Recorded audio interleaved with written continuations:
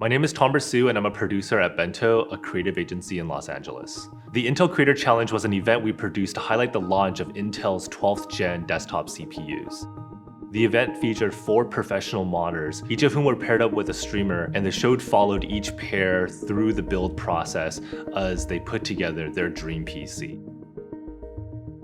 My name is Will Park, and I am Bento's narrative producer and DP.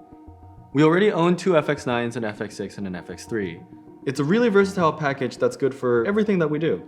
Multicam coverage with matching picture profiles is great for live events and interviews.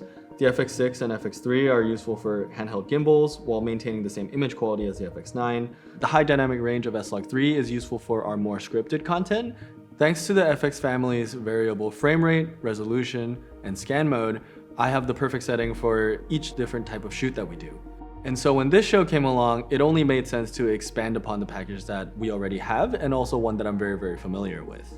To cover the event, I used a total of 22 Sony FX cameras, 12 FX9s, 9 FX6s, and 1 FX3. For each pair of creators, I assigned 1 FX6 on a motorized slider for a wide angle, 2 FX9s with zooms for singles and close-up shots, and an FX6 from above for a top-down angle on the builds.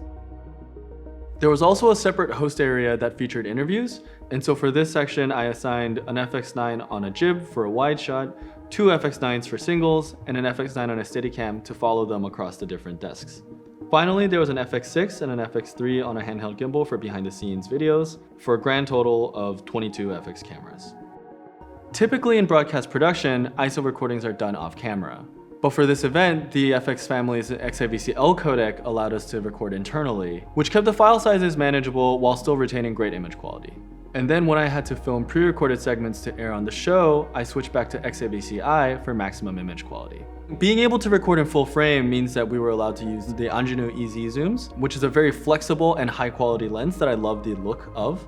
In the context of this event, this meant that sometimes we needed to crop in very heavily for close-ups, such as on much smaller computer parts. And again, this was an instance in which the variable scan mode was very, very useful.